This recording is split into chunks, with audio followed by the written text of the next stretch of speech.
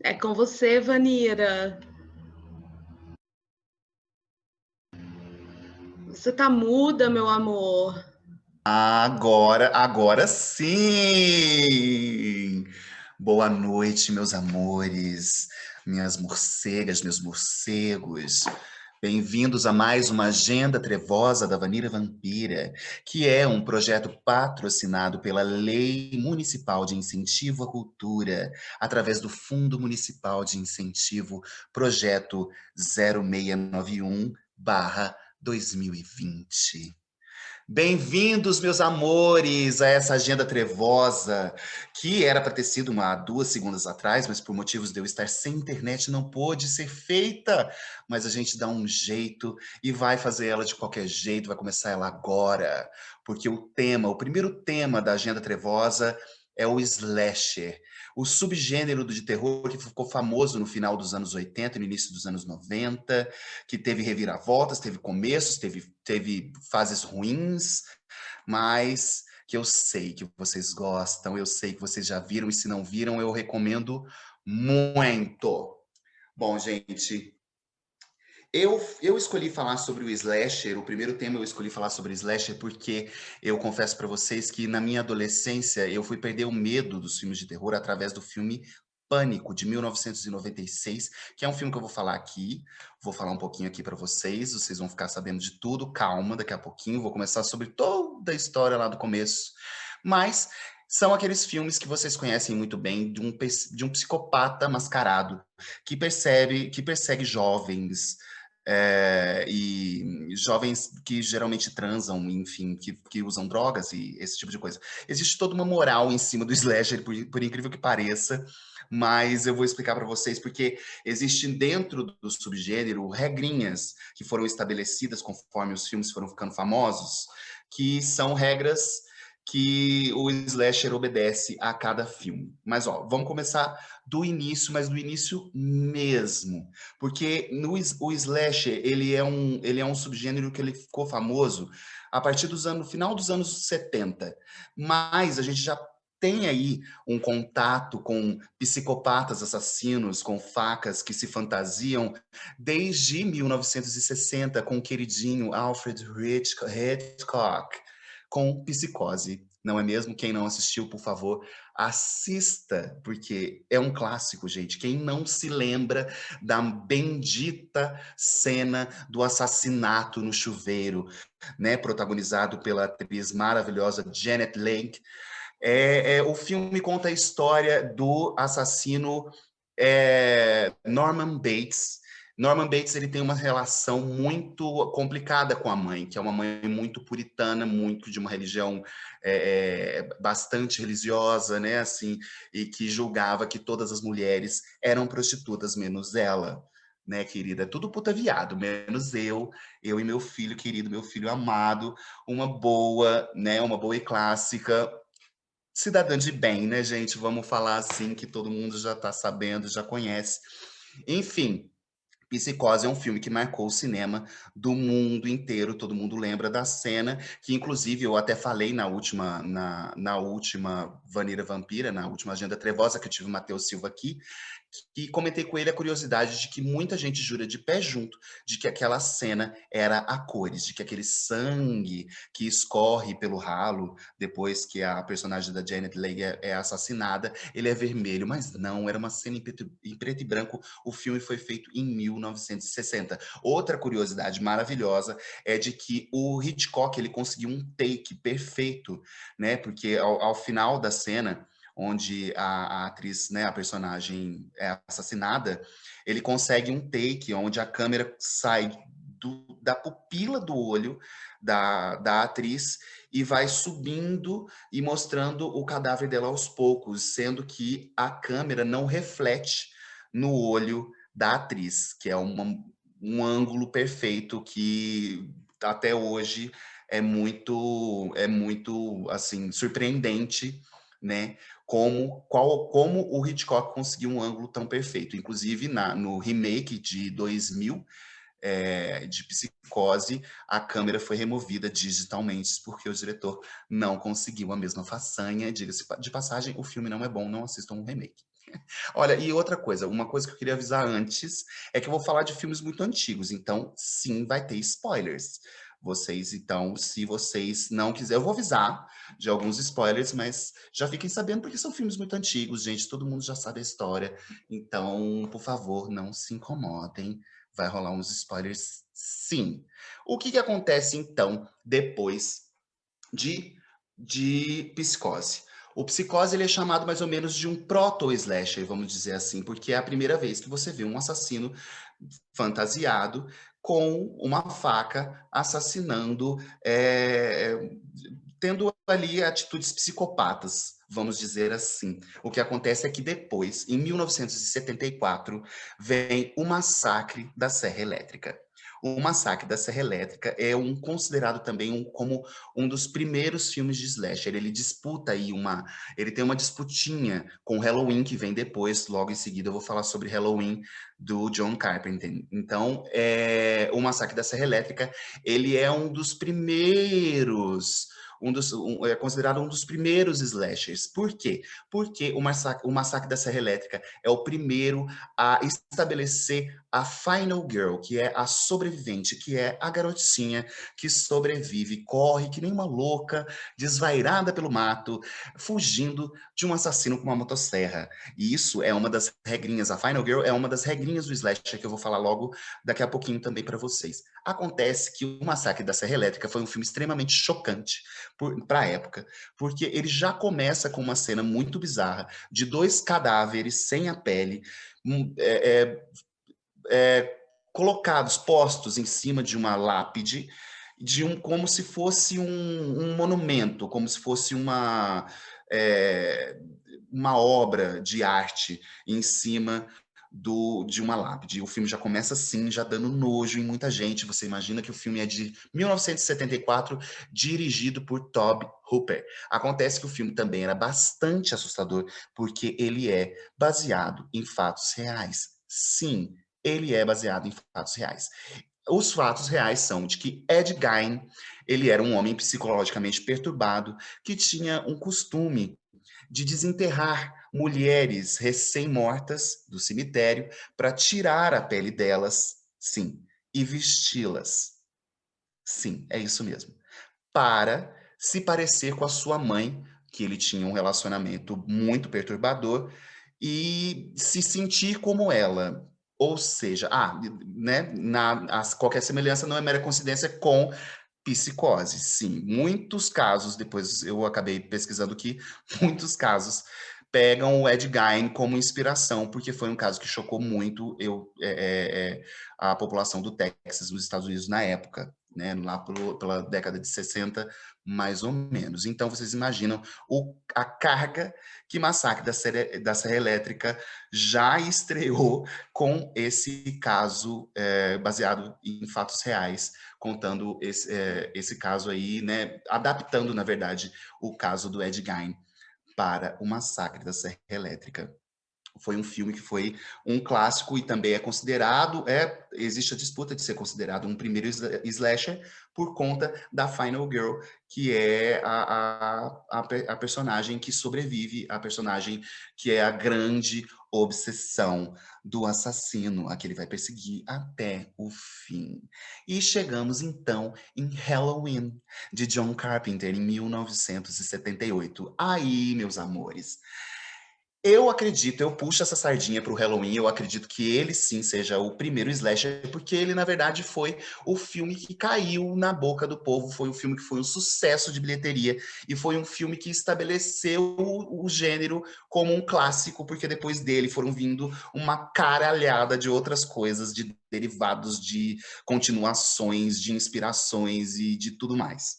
Enfim, o Halloween vai contar a história da Laurie Strode, a famosa Laricinha, que de repente se vê perseguida por um homem mascarado, uma máscara branca, e acontece que as pessoas começam a morrer nas mãos deste homem. O filme começa, né, com um menino de 6 anos de idade, Michael Myers, que assassina a própria irmã em 63, mais ou menos. Em 1963, que mata a própria irmã a facadas. Ele põe uma máscara de palhacinho, que gracinha, e vai e mata a própria irmã a facadas. E então o menino é internado num sanatório.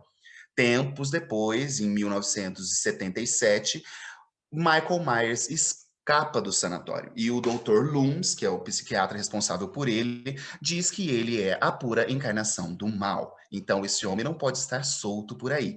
Acontece que na sequência, que inclusive foi uma coisa muito inovadora para a época, é que o filme Halloween 1 termina e Halloween 2, que é lançado 3 anos depois, começa exatamente no final, né? Começa a partir do final do primeiro Halloween. Então você vai começar, você continua vendo o desenrolar da história e a obsessão do Michael Myers pela Laurie Strode, interpretada lindamente pela Jamie Lee Curtis. O que acontece é que no segundo filme a gente descobre que a Laurie Strode é, na verdade, a irmã do Michael Myers. A Laurie Strode, depois que aconteceu o bafão aí com a família dela, né? Que o menino de 6 anos assassinou a irmã mais velha, ela foi levada para adoção. E então ela foi adotada, e depois isso é explicada, então, a obsessão do Michael Myers pela Laurie. Ele quer, de novo, matar a própria irmã. Há quem goste, há quem não goste. Fato é que o primeiro filme não deixa claro as motivações do Michael Myers, e tinha muita gente que gostava muito disso, de achar que realmente ele era uma força do mal que simplesmente encabulou com a menina e estava lá caçando babysitters, na verdade, porque a Laurie, ela era uma babá e ele matou algumas babás no decorrer aí dessa trajetória. Então, há quem goste, há quem não goste, porque o segundo filme acaba explicando o porquê do Michael Myers ter essa obsessão por ela. O segundo filme não é dirigido pelo John Carpenter, mas, enfim. Então, por aí o que acontece? O Halloween, ele acaba definindo algumas regras para o slasher, né?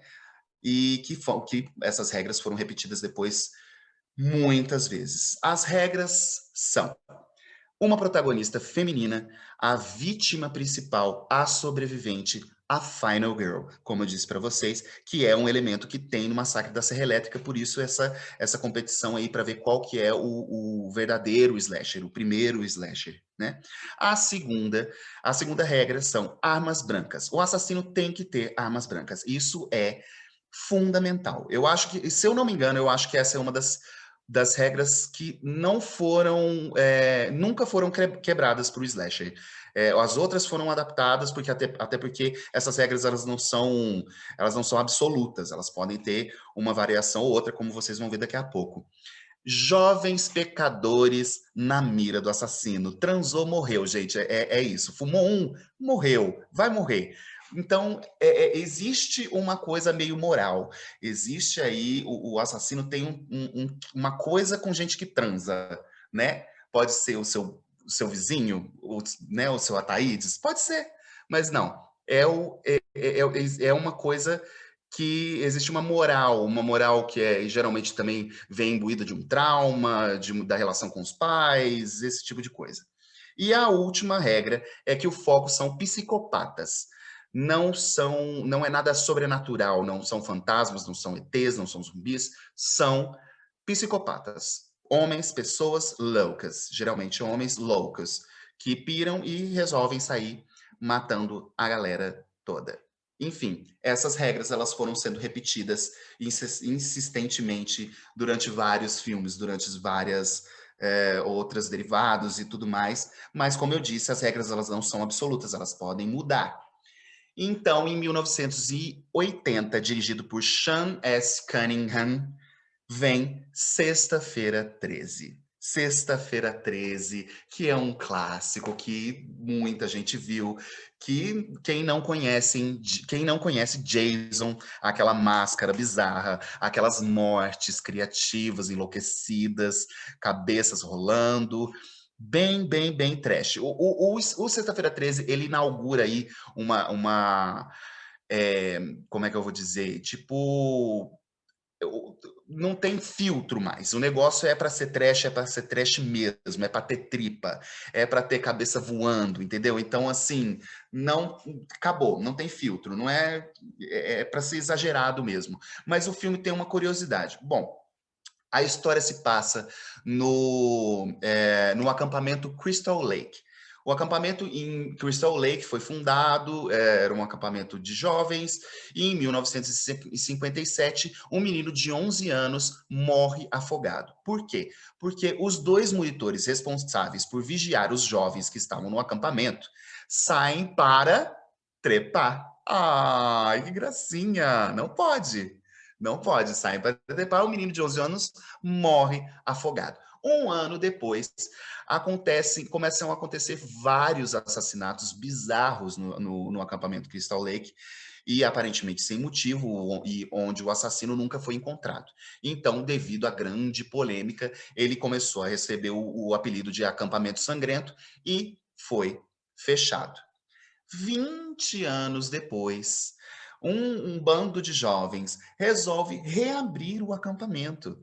Sim, por que não? 20 anos já passou, a poeira já era. Então, resolvem reabrir o acampamento e um por um começam a ser assassinados por uma figura misteriosa. O filme é interessante porque ele trabalha toda hora, ele não mostra o assassino, ele sempre o filme acontece muito através da visão do assassino, numa câmera em primeira pessoa. Então, isso ele explora bastante esse método, essa maneira de filmar, que é muito legal, e isso torna o filme muito interessante. Acontece que o filme ele tem uma reviravolta muito bacana, porque até hoje muitas pessoas acreditam que o Jason ele é o assassino de todos os filmes, mas não, não, meus amores. O Jason não é o assassino do primeiro filme. A assassina do primeiro filme é a mãe de Jason, Pamela Voorhees, uma senhora muito doce, muito afetuosa, que recebe a querida protagonista, né, a Final Girl, a Alice, recebe de braços dados, falando: não, querida, não fica tranquila, eu vou te proteger. E ela é a grande assassina que mata por conta do descuido dos monitores, de terem matado, né, assim, por conta do descuido deles, o filho dela, Jason Voorhees, morre aos 11 anos, em 1957, no acampamento Crystal Lake. Então ela decide se vingar para que aquele acampamento nunca mais reabra novamente. Acontece que a Final Girl, Alice, no final, arranca a cabeça da véia, da Pamela, e o filme acaba aí? Não, não acaba aí. Agora que a gente vai fazendo aqui, vai lembrando os detalhes aos poucos. Não, o filme não acaba aí. A menina assassina a mãe e entra num bote, num caiaque, sei lá o que é aquilo, para poder chegar até a outra margem do rio e ser salva, chegar na cidade. Mas antes dela chegar, de dentro da água sai o menino Jason, o bebê de 11 anos, gracinha, pega ela pelo pescoço e supostamente a mata, mas não, ela não morre, ela acorda no hospital, contando para os policiais que o menino tá lá, o menino tá vivo, eles acham que ela tá alucinando, e aí a gente tem o gancho para o segundo filme, aonde sim, aí sim, Jason é o grande assassino, e aí ele se eterniza como o Jason que todos nós conhecemos. Muitas sequências, muitos derivados, enfim. Depois a gente vai falando sobre isso. Vamos agora para 1984 com A Hora do Pesadelo, Freddy Krueger, dirigido por Wes Craven. Gravem esse nome. Esse nome é muito importante. Wes Craven. Fred Krueger, meus amores, quem não conhece? Quem não conhece aqueles dedinhos que a Eliana jamais brincaria? Quem não conhece?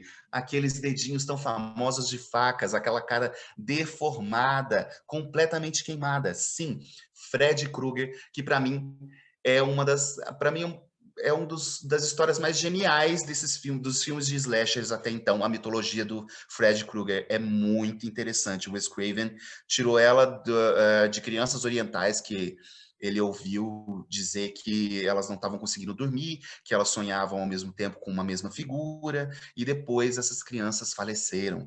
Então, assim, isso foi uma história, uma lenda urbana que o Wes Craven ouviu e decidiu fazer, então, a mitologia do Fred Krueger.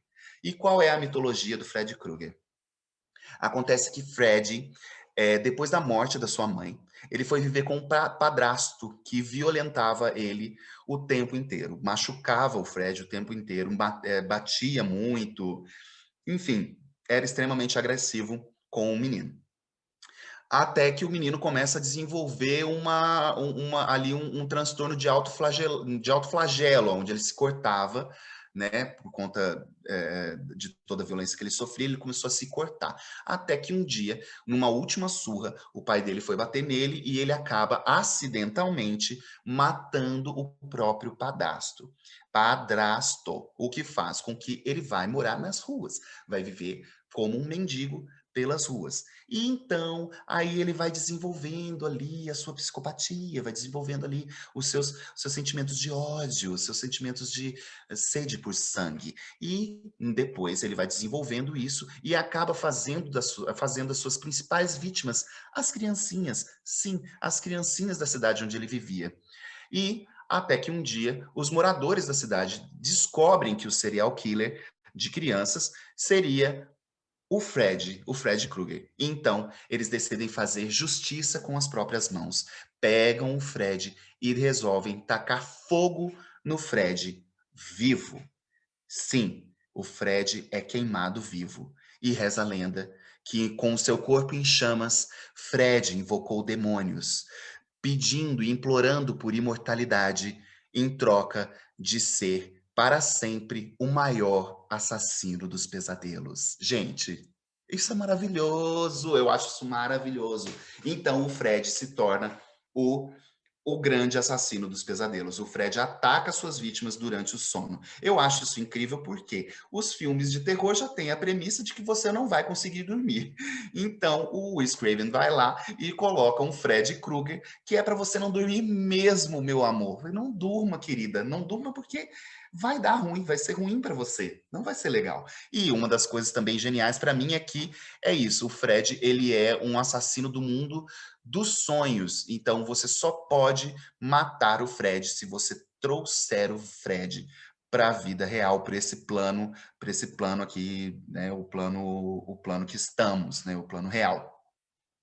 E é isso que é por isso que eu disse que as 4 regras do slasher elas não são sagradas, elas podem ser quebradas. Você pode ter vários elementos, mas você pode ter aí então, como o Fred e até mesmo o Jason, um elemento um pouco sobrenatural que flerta mais com o sobrenatural. Então, gente, é isso, né? Deu muito certo. Deu muito certo. Halloween, um sucesso de bilheteria.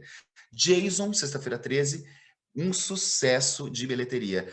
Fred Krueger, um sucesso de bilheteria, clássicos do slasher. A fórmula estava dando muito certo. A fórmula estava dando muito certo. E outra coisa que ajudava muito é que esses eram filmes, todos eram filmes de baixo orçamento, que renderam muito em bilheteria. Então o povo vai falar o quê? Vão gastar. Vamos gastar, vamos fazer até cansar, até não dar mais, até ninguém mais dar conta de ver. E foi o que aconteceu. Então agora rola a primeira fadiga do subgênero slasher. A partir ali do final dos anos 80, a coisa já começa a ficar assim extremamente desgastada. Por quê? Só Jason tinha, já, né? Jason tem 10 sequências e um remake. Fred Krueger tem 6 sequências e um remake. Halloween tem 6 sequências, fora derivados e tudo mais. Gente, até pro espaço o Jason foi. Eu vou dar esse tempo para vocês pensarem. Ele foi pro espaço. Teve Fred versus Jason. Vocês viram? Eu não vi. Vou ver? Não vou. Porque eu não preciso. Eu já vi cenas, não preciso. Quero não. Acho que vocês também não deveriam.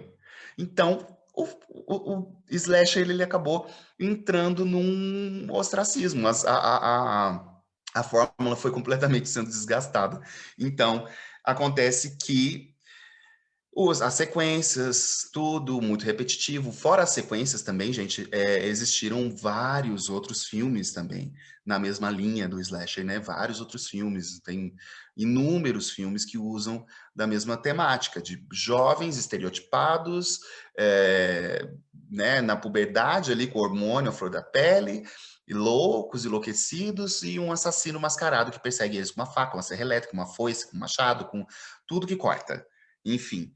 Acontece então que isso se desgastou até 1996, aonde o nome que eu pedi para vocês guardarem, Wes Craven, fez Pânico. Ah, meus amores, aí Pânico é o grande motivo de eu estar aqui. Vou dizer para vocês que Pânico de 1996 me enlouqueceu. Eu fiquei enlouquecida. Eu tinha apenas 13 aninhos, 12, 13 aninhos, e estava lá vendo aquilo pela primeira vez e assim, tendo um cagaço, mas gostando muito daquilo, e eu me viciei, fiquei completamente enlouquecida. Mas o que que acontece? Acontece que o Wes Craven, antes de fazer Pânico, em 1994, ele lançou O Novo Pesadelo, O Retorno de Fred Krueger. Eu não sei se vocês lembram, não sei se alguém aqui já assistiu, né? Se for fã de Fred Krueger, deve ter visto, mas assim, é um filme que é interessante pelo seguinte, não fez muito sucesso, mas ele é interessante pelo seguinte. O Wes Craven faz com que o Jason, desculpa, o Fred retorne para a própria produção do próprio filme, atacando inclusive o próprio Wes Craven. Acontece que o filme se passa no set de produção do filme O Novo Pesadelo, o Retorno de Fred Krueger.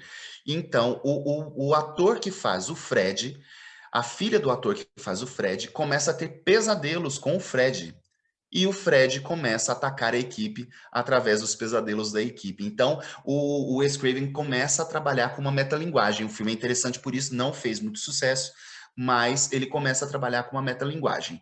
Por conta do filme não ter feito muito sucesso, ele decide então investir em Pânico, aonde ele trabalha de novo com a metalinguagem. E aí Pânico se torna um sucesso de bilheteria e o slasher tem um novo suspiro. O Pânico vai contar a história de Sidney Prescott, que é uma jovem que vive em Woodsboro, que teve a sua mãe assassinada uns tempos atrás e começa a ser perseguida por um assassino de máscara, um assassino de máscara. A máscara que é inclusive inspirada na obra O Grito. E então ela começa a ser perseguida e seus amigos também começam a ser assassinados. E acontece que o assassino, ele tem como cartão de visitas uma ligação por telefone que ele faz para as suas vítimas, onde ele faz perguntas sobre filmes de terror. E existe um personagem também no filme que se chama Stuart, que é um grande viciado em filmes de terror, que fica o tempo inteiro durante o filme falando sobre como os filmes funcionam, sobre as regras dos filmes e coisas que não devem ser feitas.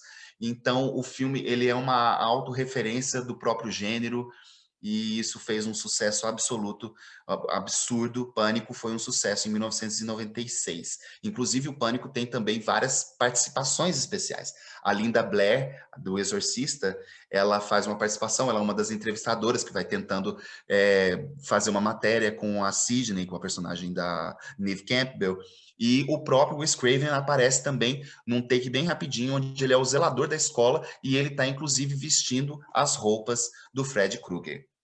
Pânico, então, deu um gás, um suspiro, um novo suspiro para o slasher, e é lógico, de novo, as pessoas vão ali querendo explorar a fórmula de novo. Então, saiu daí. Eu sei o que vocês fizeram no verão passado, Lenda Urbana e todas as sequências, né? Pânico teve 2 sequências, eu sei que vocês fizeram no verão passado, teve também 3 sequências, Lenda Urbana teve 2. Então, novamente, as pessoas foram tentando gastar, né, gente? A pessoa gosta de gastar, gosta de usar até ficar liso. Enfim, e aí vem a segunda fadiga do slasher, que ela é marcada por um filme que todo mundo, pelo menos da nossa geração aí, dos seus 30 e poucos anos, é, é o filme Todo Mundo em Pânico de 2000, que é uma grande paródia de todas essas primeiras sequências do filme Pânico. Eu sei que vocês fizeram no verão passado. E aí, nas pesquisas que fiz, eu vi que existe uma teoria de que os gêneros, subgêneros, eles têm um ciclo, uma vida que tem 4 etapas. A primeira o primeiro, na verdade, a primeira etapa é a etapa primitiva, que é quando aquilo ainda não se estabeleceu enquanto gênero, né? E vem a segunda etapa, que seria a clássica, que é onde aquilo se estabelece enquanto gênero e começa a se espalhar, inventa uma fórmula e essa fórmula começa a ser repetida. Depois nós temos o revisionista, que é quando a obra ela é pega, desconstruída, desmontada, ressignificada e transformada, né? E a última é a paródia, quando aquilo já deu o que tinha que dar. E aí só resta o quê? Ridicularizar. Ridicularizar, rir daquilo que já não tem mais para onde ir e que foi o que Todo Mundo em Pânico fez e que, né, então teria sido talvez a sentença de morte do slasher como a gente conhecia, né, desde os clássicos ali de Halloween, Jason e tudo mais. Então, Todo Mundo em Pânico fez isso. O que também contribuiu muito foi que o terror sobrenatural lá para em meados de 2000, início de 2000, o terror sobrenatural estava muito em voga, né? O terror oriental também estava sendo muito explorado, como o Chamado, o Grito, e a Bruxa de Blair foi lançada também, né? Que fez muito sucesso. Então o terror se desviou aí o caminho para outra linha, né? Não era mais os psicopatas, mas uma coisa mais sobrenatural.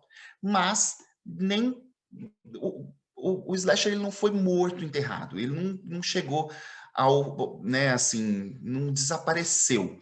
O slasher ele continuou sendo pelo menos citado ou também como que eu digo, tipo, ressignificado, transformado. E um grande exemplo disso é um filme de Mary Harron, dos anos 2000, Psicopata Americano. Esse filme é muito legal. Eu indico demais para vocês verem. Se vocês não viram, assistam Psicopata Americano, que é muito interessante, dos anos 2000. O Psicopata Americano conta a história de Patrick Bateman, que é um executivo riquíssimo, podre de rico, mauricinho playboy burguês, típico, que tem uma vida absolutamente fútil e tem que lidar com problemas do tipo: ai, o cartão do fulano é mais bonito que o meu. É bem por aí. O filme causa esse tipo, tem esse tipo de conflito. Ele é uma guerra o tempo inteiro desse mundo de homem branco, sabe? Vivendo isso. Nas horas vagas ele é um psicopata. Sim, é isso. Ele então, o Patrick Bateman tem isso, tem essa vida dupla, onde ele é um executivo e também um psicopata louco que mata mulheres, mas não se restringe só a mulheres, mata companheiros de escritório também, e mendigos e velhinhas que vão sacar dinheiro, esse tipo de coisa. Gatos e tudo mais. O que acontece é que Psicopata Americano é uma sátira não ao slasher, mas é uma sátira à masculinidade. Pelas próprias palavras da diretora Mary Harron, ele é uma sátira à masculinidade, ao quão ridículo o ego masculino exacerbado. Então, assim, e aí ela usa essa metáfora dele ser um psicopata, dele ser um assassino, para justamente fazer um paralelo com essa sede de poder, com essa necessidade e com essa certeza de que o poder, né, tá totalmente centralizado na mão dele. Ele é uma desconstrução do slasher porque ele pega o slasher quase como um pano de fundo, só como uma ferramenta para poder criticar e falar mais objetivamente de outras coisas, né? Tem até uma cena que é uma homenagem ao Massacre da Serra Elétrica, que é ele fazendo flexões do lado da cena em que o assassino do massacre corre atrás da menininha com a sua serra elétrica. Enfim, é um filme muito interessante que eu acho que vocês deveriam ver. Eu vou deixar aqui, eu vou falar a minha dica do dia, mas eu vou deixar aí também como dica o Psicopata Americano, porque ele é bem legal, com a atuação maravilhosa do Christian Bale. Enfim, então o que acontece na verdade com o slasher nos últimos tempos é que ele está sendo desconstruído, ele tem desconstruções onde aparecem alguns elementos de slasher, mas também brinca com outros elementos, outras coisas. Não, né, joga com outras coisas. Como, por exemplo, o Rush, A Morte Ouve, de 2016, que é um assassino mascarado, mas que persegue, ele invade a casa da protagonista Maddie Tong, que é surda. Ela tem deficiência auditiva, então ela não consegue perceber a presença daquele cara ali. Então, existe a coisa do assassino mascarado, da faca, né, da arma branca, mas também vai falar um pouco da coisa do terror que trata da invasão domiciliar, que é praticamente o estilo de terror também, a invasão domiciliar, e vai brincar aí com essa coisa dos sentidos, né, dela não conseguir ouvir, e ela tem uma dificuldade de fala também. Então, tem toda essa questão, ela tá sozinha no meio do nada, então tem toda essa questão. É um filme bem interessante, eu indico também, porque é um filme tenso, é um filme bem tenso, que segura bastante, assim, a gente fica bem apreensiva, assim, a gente fica nervosa. Então é um filme que eu indico também bastante, e é um filme também que ele vai para ele pega uma coisa meio séria, né, menos trash, né, uma coisa mais realista. E aí a gente tem também em 2021, agora desse ano, Pânico na Floresta, A Fundação. Pânico na Floresta, ele é uma franquia. Se eu não me engano, A Fundação seria o sétimo filme da franquia. Mas ele, na verdade, é um recall, é uma refazer a mitologia ali, a história do Pânico na Floresta original. E o Pânico na Floresta, ele é um slasher, assim, e ele faz uma brincadeira interessante porque ele troca os estereótipos, ele muda os estereótipos dos clássicos lá de 70, de 90. Então é interessante porque ele faz um paralelo com o que a gente vive hoje, os estereótipos são outros. Então eles brincam com isso, né? O valentão, o valentão da turma hoje é equiparado ao nerd de antes, sabe? Uma figura meio pífia, assim, meio. Então, o Valentão foi deslocado. Então, ele é um filme interessante também, que vai lidar aí com uma desconstrução do slasher. E o último que eu vou falar para vocês é A Morte Te Dá Parabéns, de 2017, que é um filme curioso, é um filme divertido, um filme leve, se você tiver a fim de assistir um negócio que não é pesadão e tudo mais. Ele é um filme super leve, divertido, e que conta a história da Tree Gelbman, que é uma menina escrota, ela é bem escrota com as pessoas, ela não atende o pai, ela desrespeita as pessoas, enfim. E aí ela vive num dia normal na faculdade, ela é daquelas repúblicas de meninas, né? Aquelas confrarias, esqueci, me fugiu totalmente o nome agora. Irmandades, isso, daquelas irmandades, Kappa, Beta, Zeta, enfim. E ela vive um dia normal, é o aniversário dela, e no final desse dia ela é assassinada por um assassino mascarado com uma faca. Acontece que a Tree, a protagonista, acorda no mesmo dia. Então ela vive um looping infinito do mesmo dia do aniversário dela, aonde no final de todos os dias ela é assassinada pelo mesmo assassino. Então ela tem que descobrir como sair desse looping. Então ele é interessante porque ele ainda zoa o slasher por conta das repetidas vezes e das incansáveis vezes que eles repetiram a mesma fórmula. Então ele é um filme legal, ele é um filme divertido que vai brincar com essa coisa aí da repetição do slasher. E agora, a minha dica de Conan, a minha dica do dia, é um filme que ele também, eu não vou dizer que ele é uma desconstrução. Ele não é muito bem um slasher, mas ele homenageia muito as produções clássicas, principalmente as produções do John Carpenter, em trilha sonora, em estética. É um filme muito bem dirigido, é um filme muito interessante. Gente, que eu não estava dando nada, porque o título é péssimo. Corrente do Mal. O diretor é David Robert Mitchell, de 2015. Eu não estava dando nada para esse filme, porque o filme se chamava Corrente do Mal, eu achava que seria uma mais do mesmo. Mas não, o filme é excelente, o filme tem uma estética linda, é muito bem dirigido e é muito angustiante.